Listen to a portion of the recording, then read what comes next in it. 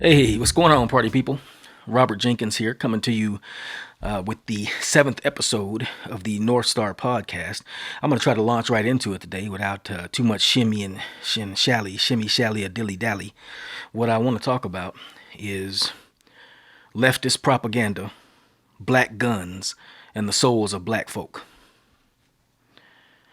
The reason I'm getting on that subject is, of course, because of um, all the nutballs that you have seen in the news. I think there's been three mass shootings recently, and I'm not. I'm not going to dwell on that other than to say that I wish peace and the blessings of God and strength from God on all those people who were affected by those tragedies.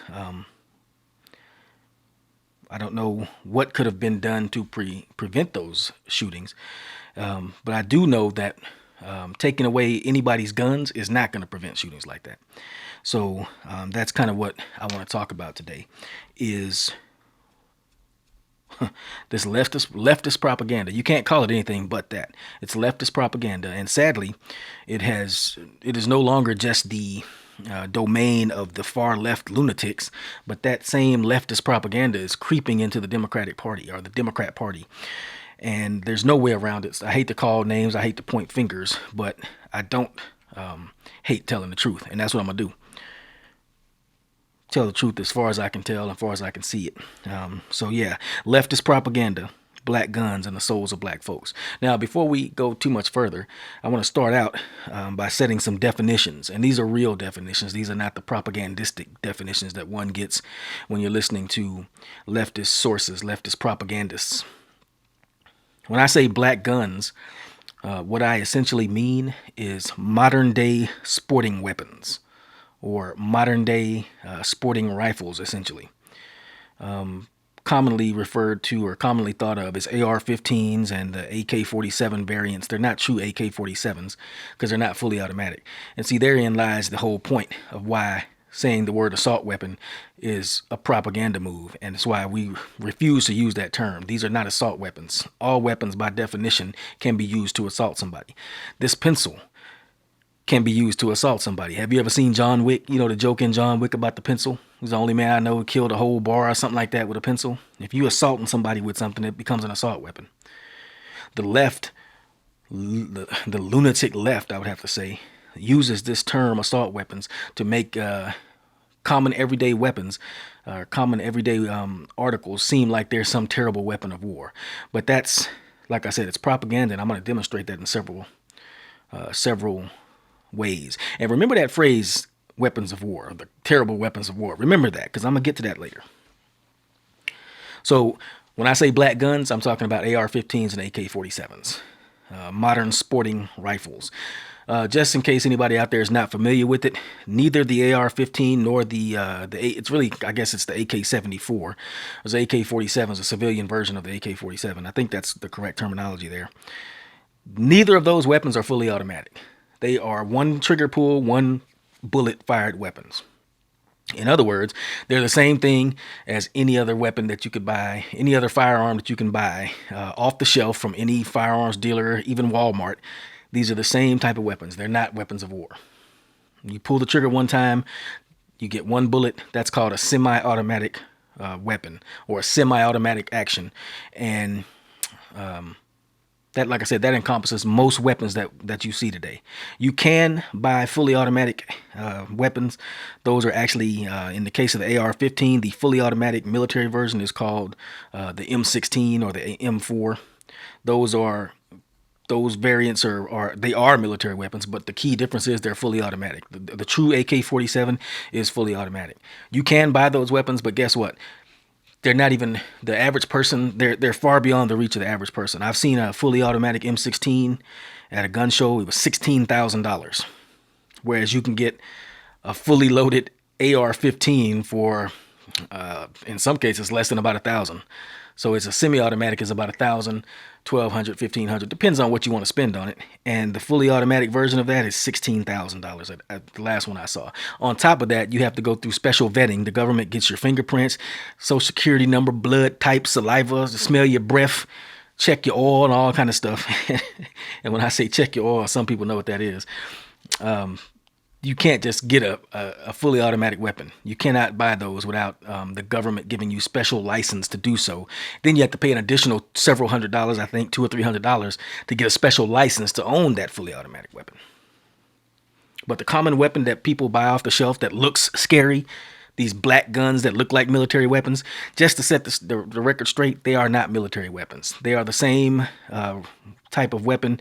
Underneath all that black military looking skin, it's the same type of weapon as any other semi-automatic firearm. It's the same thing as if you see these kids running around today and they have these vehicles and they take basically a Dodge Neon and put a spoiler on it and put some big tires on it and put a hood scoop on it and make it look like a race car. Well, yeah, it looks like a race car, but it's still a Dodge Neon. You see what I'm saying? That's the difference between an AR-15 and an M16. Yeah, an AR-15 looks like a fully automatic weapon of war, but it's not. It's a Dodge Neon still. There's nothing special about it. So just right off the bat, anybody using the term assault rifle or assault weapon is lying to you, and they're doing it on purpose. Most likely. I can't speak to each and every example, but it seems like they will be doing it on purpose, because any research whatsoever will show you that there's no such thing as this whole assault weapons concept. Like I said, this is an assault pencil if I stab you with it. If I don't stab you with it, it's just a writing instrument. And that gets to my second point. No matter what you want to call these firearms, all they are is tools. Any firearm is just a tool, and it makes no sense to ban any class of firearm because it's just a tool. It depends on who's using it and what are they using it for. And I think most Americans, outside of a certain lunatic fringe, understands that. You know what I'm saying? If I don't stab you with this pencil, I could use it to write a beautiful poem, or I could stab you with it. Which one do you choose? It's all up to the person that's wielding the pencil. They say the pen is mightier than the sword. The pen is mightier than the AR-15 anyway. So, this show is all about coming at things from a libertarian perspective. And so I'm going to try to frame firearms ownership and firearms, the right to keep and bear arms, in a libertarian format or from a libertarian perspective. But I'm also going to kind of look at that from the perspective of black history, or through the lens of the history of black people in this country. So before we go too much further, I think I've just defined firearms, assault weapons, did away with that nonsense. I also want to read the Second Amendment to you and touch on what that means. Now, the Second Amendment to the Constitution states that a well-regulated militia, being necessary to the security of a free state, the right of the people to keep and bear arms, shall not be infringed. Again, if you're an honest, decently intelligent human being, you can understand what that meant. It says that a well-regulated militia, being necessary to the security of a free state, the right of the people to keep and bear arms, shall not be infringed. Now, the left, in their propagandistic spin, try to make this sound as though only the government should have firearms because it says the militia. Well, I'm going to dispel with that myth right off the bat. One of the lesser-known founding fathers, he's not celebrated like Thomas Jefferson and George Washington, but he's a pretty deep dude, and I like him because I like his name, first of all, and I also like what he had to say. His name is cool. His name is Tench Coxe. Tench Coxe was, I believe he's from Pennsylvania, and he was one of the delegates to the Constitutional Convention and all that kind of stuff. He's one of the founding fathers, just lesser known, but he had a heavy hand in shaping how we look at gun rights in this country. And he said that, check this out, the power of the sword, according to a minority of the citizens of the state of Pennsylvania, is in the hands of Congress. But he says, my friends and countrymen, it is not so. For the powers of the sword are in the hands of the yeomanry of America from 16 to 60. Check that out. The yeomanry of America from 16 to 60. The militia of these free commonwealths, entitled and accustomed to their arms, when compared with any possible army, must be tremendous and irresistible. He says the militia compared to the army is tremendous and irresistible. Why? Because the militia is composed of all free men in this country, the yeomanry of America, from age 16 to age 60. That is who the militia is. Regular people who live in this country and citizens of these United States not the United States, these United States. If you're a human being, back in those days, it meant free white men. We don't live back in those days, so stop dwelling on it. We live in this day and age, and that's why people try to trash the Constitution. The Constitution was written, the concepts are applicable to all ages, and it only depends on the interpretation being broadened. And as freedom has been extended to more people and more classes of people in this country, those same words are still applicable. So stop letting people tell you that the Constitution is some kind of racist document. It was written at a time when there were certain racial disparities in this country, but every day we are freer, and a broader population, a broader segment of the population is more and more free. So you a slave if you keep on thinking like the Constitution don't apply to you. The Constitution does apply to you, whether you're black, white, male, female. You're looking for reasons to be oppressed if you can't understand that nowadays what this actual Constitution does. It says that all men means mankind in this country. If you're from 16 to 60, you're considered the militia. That's Tench Cox. That's a founding father. I'll continue. He says here, who are the militia? Are they not ourselves? So are these people afraid that the militia is going to turn their own guns on themselves? No, we are the militia. We are the power of, we are the true power in this country. And the reason we know that is because this is where the right to keep and bear arms resides with us, the people. You know what? Talking about firearms and freedom, there's just so much there. It's hard to even kind of go in order. I got the paper here and a lot of things I want to say, but we're talking about freedom and being free men and being the history that African Americans have had in this country of being enslaved. Well, I'm going to touch on that, but I want to go back a step further. There's a book right here called That Every Man Be Armed. It's by Stephen Halbrook. Really good book. It's kind of a scholarly tome, so it's repetitious in a way, but he goes step by step and shows how throughout history, the right to keep and bear arms was reserved for free men, free human beings. Slaves never did own arms. Slaves were not allowed to own arms. And that should be a particular interest to my black friends out there, all my fellow black folks in this country. You know where we come from. You know the history as well as I do. We were not permitted to own arms up until really starting in the late 1860s. Really after the Civil War, there was very little legal reason not to let black people own arms because we were freed. We were legally no longer slaves. And after that is when we started this whole tradition of realizing, we got to have some firearms in this camp if we're going to actually be free, because there are forces in this country. At that time, there were forces the Ku Klux Klan, the Night Riders, white citizens councils, people like that who did not want us to be free. We understood then, hey, you know what? These firearms is the only thing that ensure our freedom. And so that's one thing I want to throw at you real quick.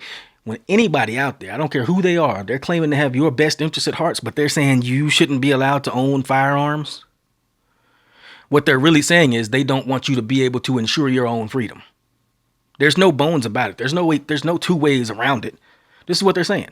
If anybody's saying you can't own weapons, they're saying I have plans for you that don't entail you being free. I have plans for you that you probably won't like, and I know you won't like it, so I don't want you to be armed, because that is the only way you're actually going to be able to stop other people's plans for you that you don't agree with. You see what I'm saying? Remember I said we're going to come back to that whole terrible weapons of war thing? This is Tench Cox again, that founding father, the lesser-known founding father. He says Congress have no power to disarm the militia. Their swords and every other terrible implement of the soldier are the birthright of an American. So when these people talk about, these AR-15s are weapons of war, they don't belong in the hands of ordinary citizens. Okay, first of all, they're not weapons of war because they're not fully automatic, and no military has AR-15s. They use M16s. Second of all, even if they are fully automatic and even if they were weapons of war, one of the founding fathers that had the most to do with crafting the Second Amendment and the whole concept behind the Second Amendment, Tench Cox, says that the sword and every other terrible implement of the soldier are the birthright of us, American citizens aged 16 to 60. That is our birthright. We are the militia, and The reason why we have that birthright, the reason why they enshrined the Second Amendment of the Constitution as number 2 right after the freedom of speech is because if you don't have the means at your disposal to resist the evil plans of people who might be coming at you, then you are not free. You will be a slave. And remember when I was telling you about this book, That Every Man Be Armed, The Evolution of a Constitutional Right by Stephen Halbrook? I think it was this book where he touches on, we all have heard of Anglo-Saxons before, white Anglo-Saxons. The Anglo-Saxons was so hardcore intent on their ability and right to possess arms that they named themselves after one of their weapons. Anglo-Saxon, the term comes from Anglo or Anglo, which means English, and Saxon, the Anglo-Sax. A Sax back in those days was a short sword, about yay long, I guess it was. And only free men could carry that sword because only free men are allowed to be armed. In fact, free men aren't allowed to do anything. Free men are armed. Free men take their right to be armed. They enforce their right to be armed.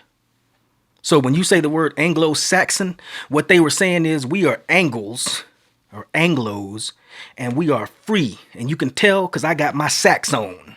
You see what I'm saying? I'm kind of making it up a little bit. It was an Anglo with a sax, an Anglo with his sword by his side. You knew he was a free man because he got his sax on, Anglo-Saxon.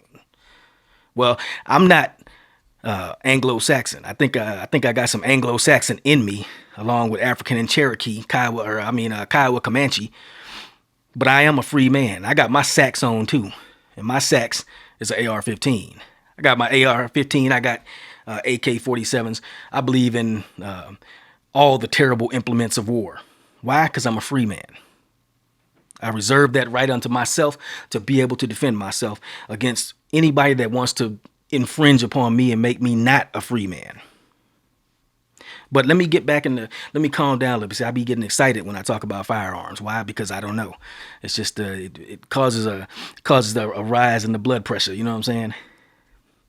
But trying to look at this a little bit more dispassionately.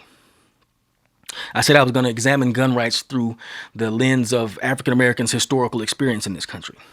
Well, you know that after 1865, when the Emancipation Proclamation was issued and we began the gradual process of becoming free black men and women in this country, one of the things that we realized early on, like I said, is that you have to be armed if you expect to be free when there are people, including sometimes the government, who doesn't want you to be free. Yeah, I said it. Those who would, that's one of the important things about our history in this country is that we realize that it was not always just individuals that wanted to keep us enslaved. There was a time when it was acceptable, that when the government thought it was acceptable for us to be enslaved. So you see where weapons come in? Weapons ain't just for hunting. Weapons ain't for self-defense against common criminals, although they do well against criminals and deer. You can use them for whatever purpose you need, but the ultimate use that we reserve the right to keep and bear arms for is in case those powers above us, the powers that be and the devils that are, would try to make us unfree. You know what? In my title, I was talking about leftist propaganda. Let me show you how leftist propaganda don't make no sense. You got all these people running around talking about how President Trump is a racist, President Trump is a white supremacist. And listen, I'm not really all that enamored with President Trump. He's the president, but I can't say I'm just 100% down with him on things. Then again, I'm not reflexively against him because I'm not a propagandist and I don't believe in propaganda. I look at things with my own two eyes. But let's look at this for a second, though. If they say that President Trump is literally Hitler, if he's working for the Russians, if he is a white supremacist, and you are a person of color, let me get this straight. If the president is literally Hitler, if the president is a white supremacist and you're a person of color, what does that tell you? That your life is in danger. And if your life is in danger, what don't you need to do? You don't need to give up the right to keep and bear arms, huh? You probably need to make sure that you keep and bear some arms if you think the president is actually a white supremacist and he's going to use the power of the government to come get you. But as we have just discussed, that's nothing but leftist propaganda. However, they always go too far and accidentally tell the truth or accidentally illuminate something that they really didn't want you to see when they try to use all this propaganda. And by the way, I'm not saying that the right is all that. Like, you know what I'm saying? I'm a libertarian. I really kind of stand outside both parties. And I look at both of them like, really? Y'all think I can't see? It's two puppets, but it's one dude controlling them. I got glasses on, but I ain't blind.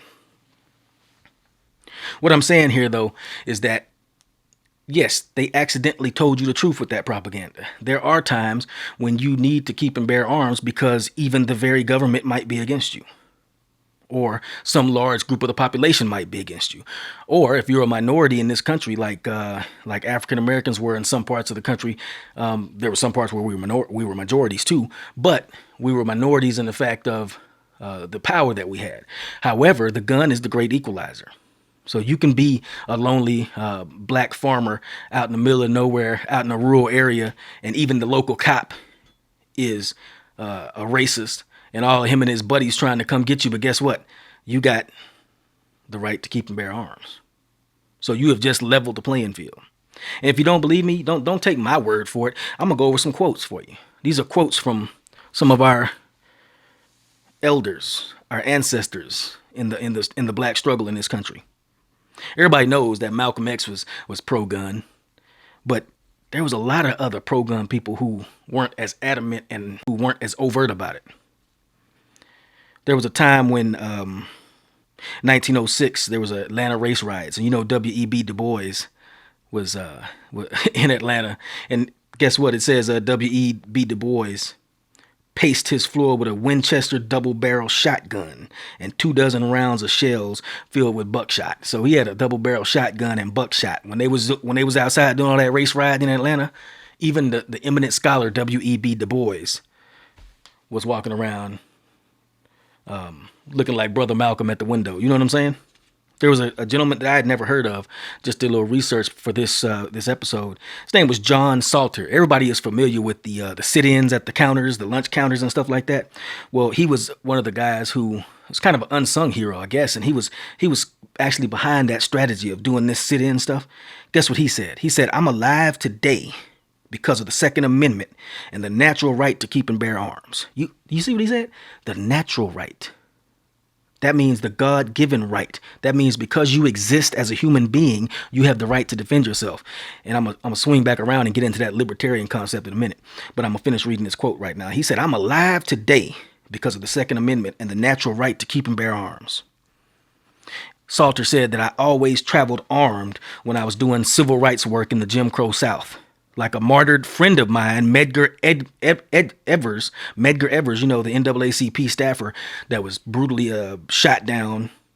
He said, "I too was on many Ku Klux Klan death lists, and I too traveled armed with a 38 Smith & Wesson and a 4440 Winchester carbine." By the way, these AR-15s, that's what they are. They're carbines. So yeah, keep your little propaganda. This Salter said that the knowledge that I had these weapons and was willing to use them kept my enemies at bay. My boy, Frederick Douglass. That's my brother from another mother. Love that cat, man. I feel like I know him. Read his books and stuff like that. Looked into his eyes down there in Cambridge, Maryland at the Sojourner Truth African American History Museum. Down there, they got a bust of him. Looked right at him. Felt like I could see through the centuries. Frederick Douglass said that a good revolver was a true remedy for the Fugitive Slave Bill. You know what the Fugitive Slave Bill was? That said that when you were enslaved in the South somewhere and you managed to run away north to your freedom, there was a bill that said anybody up north that knew that you were a slave and knew that you had run away had to capture you and take you back down south. The Fugitive Slave Act. Frederick Douglass said, "Oh yeah? I got a pistol right here that says I ain't a fugitive slave." See how that works? Y'all heard of Fannie Lou Hamer? Famous anti-lynching crusader, black journalist, female journalist back in the days. She said, "I keep a shotgun every corner of my bedroom." She also said that the Winchester repeating rifle should have a place of honor above every black mantelpiece or in every black home. Now, in case y'all didn't catch what I just said, the Winchester repeating rifle, which was the AR-15 of that day, the semi-automatic sporting rifle or self-defense rifle of that day. That was the best technology they had, and that was probably in the early 1900s, 1920 or so. That was what they had back then. They didn't have AR-15s, but they had the Winchester repeating rifle. And I guarantee you, if they'd had AR-15s and AK-74s and AK-47 variants, I guarantee you Fannie Lou Hamer would have had one of those in the bedroom, because she would have seen that stuff and been like, I love my Winchester, but catch this AR-15. Let's keep going. Rosa Parks. Everybody knows meek little Rosa Parks, who was on the bus and had that little quiet courage and didn't give up a seat. Rosa Parks said that her dinner table was covered with guns anytime there was a meeting of civil rights activists there planning for a session, a strategy session. What about, you always think of Rosa Parks, you always think of Martin Luther King. Yeah, Martin Luther King. Yeah. Martin Luther King carried guns for self-protection. Get this. Remember I was talking about how the government can be against you? You know the government was against him.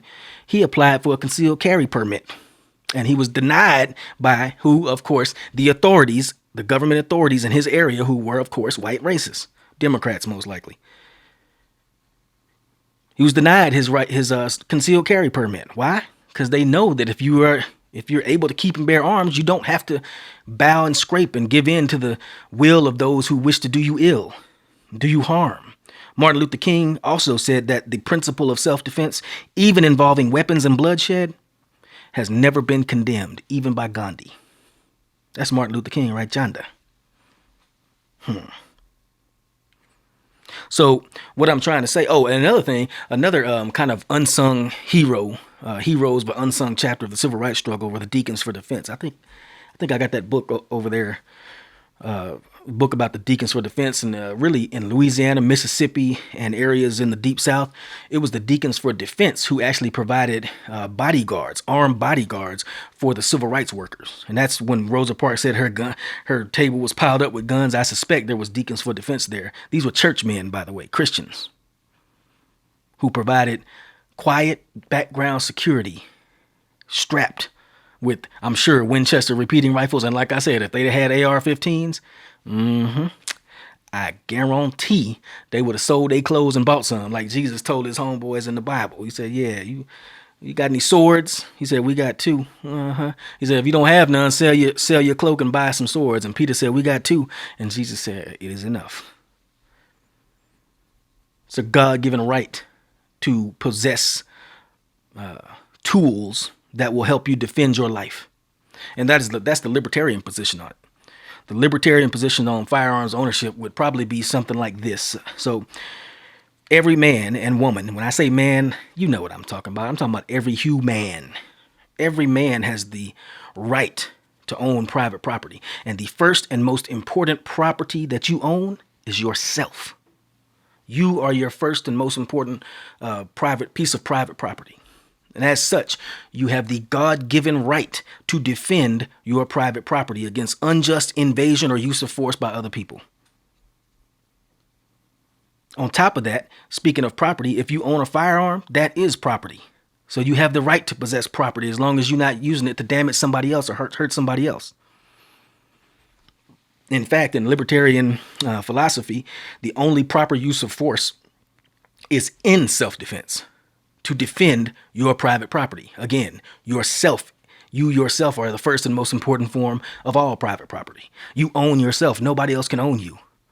When somebody else tries to own you, whether that's a thief taking goods that you have working for or an enslaver trying to throw you in shackles, you have the right to self-defense, to defend that private property yourself.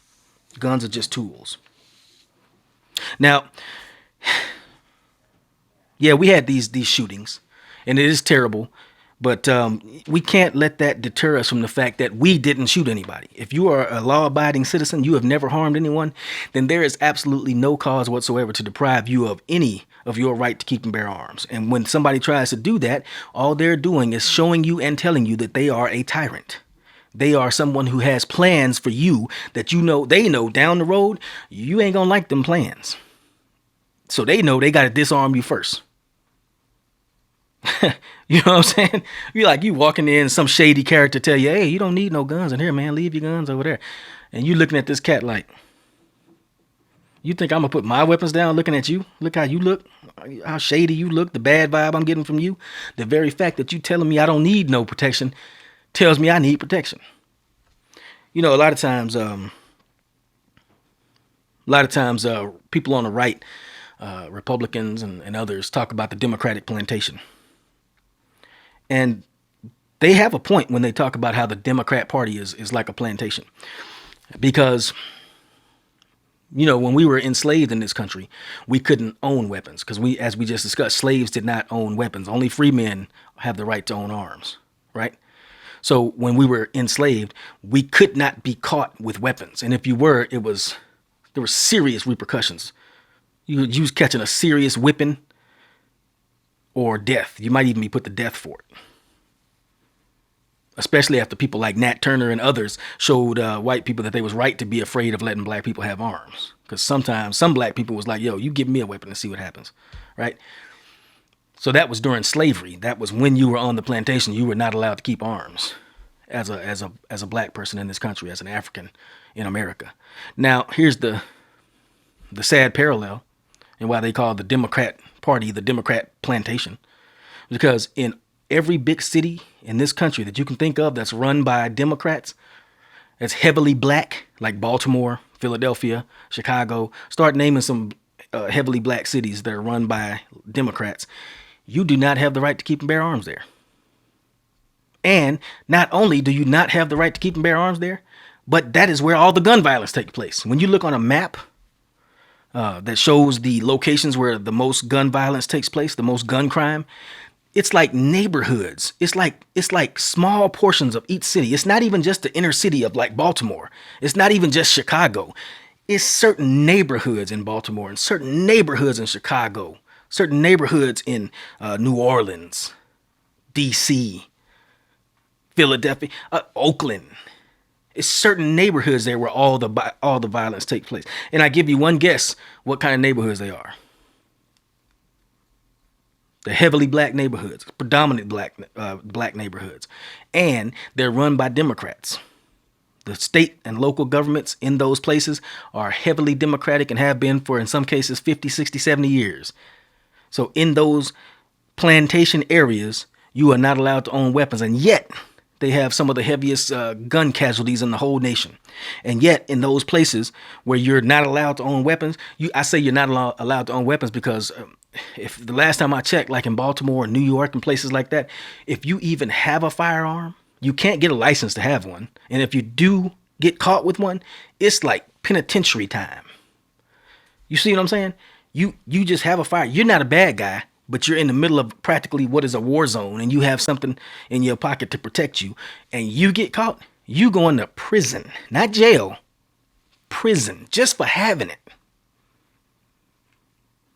Wait a minute, that sounds exactly like plantation times. That sounds exactly like when we were in times of slavery. In fact, the true history of gun control in this country was that up until the Civil War, up until 1865, it was a common understanding. Everybody knew what the Second Amendment was all about. They all knew that every citizen, every free person could own firearms. There was no discussion about it. It was the common interpretation back in those days that you could have whatever firearms you wanted, except if you were black, because you were not free. You were slaves. I say you weren't a slave. Ain't none of y'all out there was ever slaves, just like I ain't never been a slave. Those black people at that time were slaves, and that's why they were debarred the ability to keep and bear arms.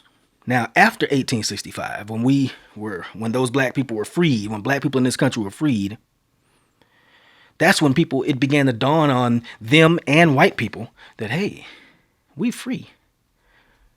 We can keep and bear arms.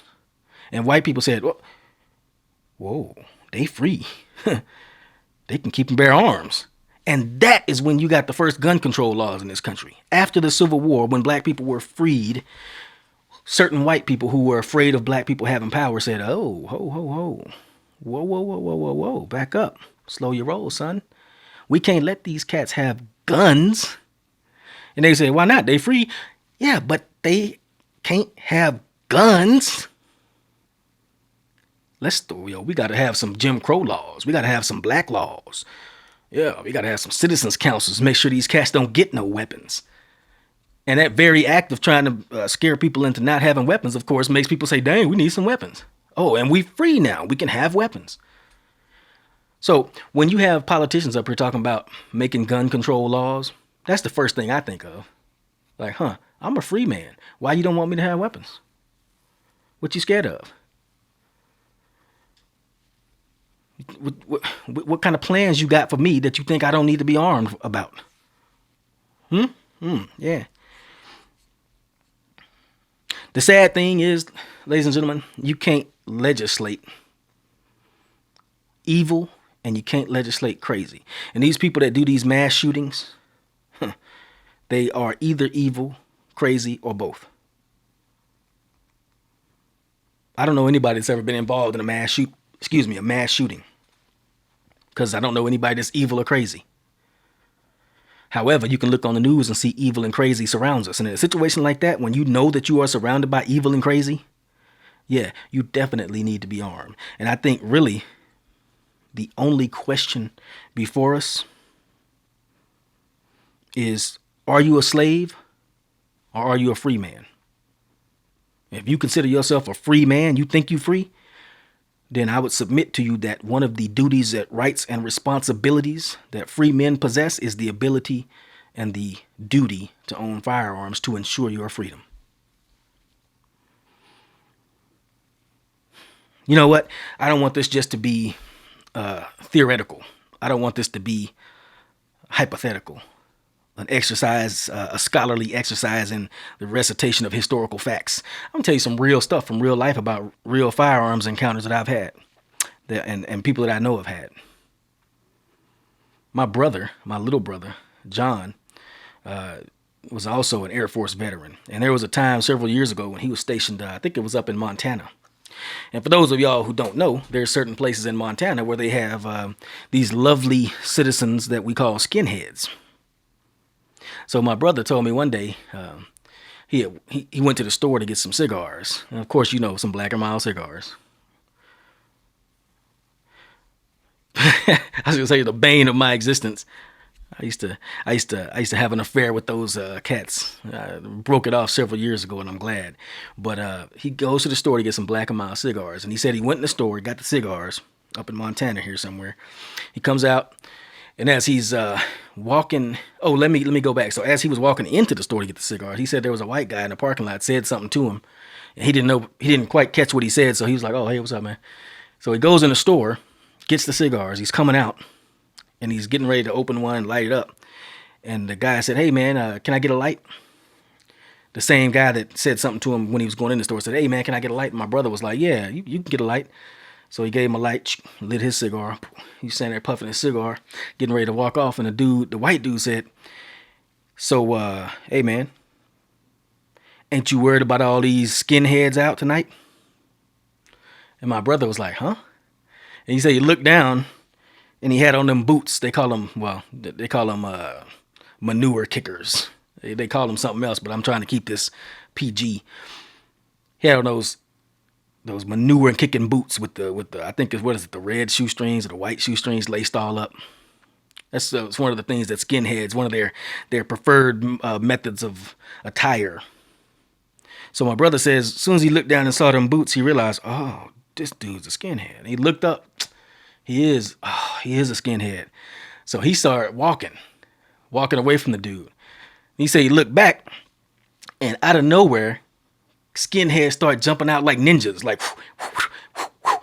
and he said, whoa. So he starts trotting, and all these dudes start trotting after him. So he starts running. So these dudes start running after him. He cuts down the alley. He said he's hauling butt. He in the wind. You know how you do your fingers like that when you're really running. He running. He said, man, I'm out of breath. He said, I know I'm fit. I'm in the Air Force. I go to PT every day. What's wrong? And he realized, I still got the cigar in my mouth. He took the cigar out, threw it down. He running. He looked back, man. It looked like a small army of skinheads chasing him. And he said, my brother said, forget this. He stopped running. And being a Texas man and being a Jenkins man, he let them know where the 9mm was kept. And he said he turned around and fired over their head. Pow, pow, pow. And when he did that, all of them broke out like roaches with the lights come on. You know what I'm saying? Skinheads jumped back in the little nooks and crannies they came out of. That's a real story right there. That's true life. That ain't 1920. That ain't Fannie Lou Hamer. That's like 2011. Modern day United States. So who is this telling me that I don't need to have the right to keep and bear arms? I tell you a story about when I was in college one time. Went to a small historically black college in Texas. And I just got my car. So I thought I was all happy. Yeah, baby. I had a 1984 Oldsmobile 98 Regency. Big old, long, smooth, luxury vehicle. I rolled up to the store, ironically, to get me some Black & Mild cigars. And that's not even a joke. I seriously rolled up to the corner store to get some Black & Mild cigars. So I go in the store, I get the cigars. I'm coming out. And there's a dude standing by the store. And he said, I just realized that, man. That's two people that was going to get some Black & Mild cigars.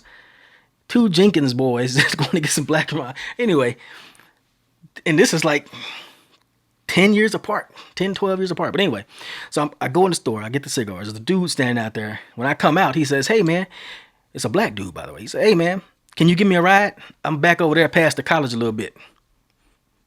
And I don't know why I said, yeah. I never say yeah to people asking for a ride. But in this case, I said, yeah, I guess so. So he jumps in. Now, right off the bat, I knew something was wrong with this cat because he said, we rolling down the street, just got in the car. I'm puffing on my Black & Mild. And he said something like, yeah, man, out of nowhere. He said, yeah, man, I don't never take nothing from nobody. I just ask for what I want. And I looked at him like, what? Uh-oh. I shouldn't have picked this dude up. That's all right. We're just going right over here by the college, which ain't nothing but like 2 miles down the road. So we drive on up to the school and past the school where he said go. Now, when we got to where he said go, he said, okay, it's just a couple more blocks up. I just said this location to give you an idea where it was at, but it's right up here around the corner, a couple turns. So I said, okay. So we rolling some more. And he says that same thing. We making small talk the whole time, right? But he says that same thing again. But yeah, like I say, man, I don't never take nothing from nobody. I just ask for what I want. I was like, So we get up to the second location where he said go, and I get ready to stop. And he said, okay, it's just a little further, man. Just right on up or right on down the road a little piece. And I said to myself, if I get up to this next stop and he say it's just a little further, we're going to have some problems because it ain't going to be no further. So, and the reason I said that is because we going out in the country, right? It's getting dark. We done passed the neighborhoods and we going down the road. It's starting to get like into a slightly wooded area and look like the street lights is fewer and farther in between. So we steadily rolling on the ways. And he says, we get up to the next stop. I stop. And he said, yeah, man, it's just right on up around the corner, right on down the street. And I looked at him and I said, nope. I reached under my seat where I had one of my traveling companions. And the funny thing is, when I pulled out my traveling companion, the dude barely had time to see it. He got out the car so fast, I didn't even see him get out. I did like this, reached under the seat, came back up, he saw it, and next thing I know, he was outside. I didn't even see the door open. That's how fast he got out. I was like, dude, what do you do? Dissolve through the door? And it was so fast, it wasn't even nothing to say. I just said, drove on. Now I'm looking at it, that guy obviously had ill intentions. And I don't know why I picked him up. But I always travel, like he said, like who was that? My man, the civil rights activist said, I always travel with my 38 and a 44-40 carbine. I always travel with my trusty traveling companions. That saved my skin, I have no doubt. And there's other stories I could tell, but I don't want to get too deep into it. But it suffice it to say that nowadays, man, I don't want to hear anybody talking about I'm supposed to give up my right to keep and bear arms because of something that I have not done. That's a no-go. That's a non-starter. Cannot do. I can't go for that. No can do.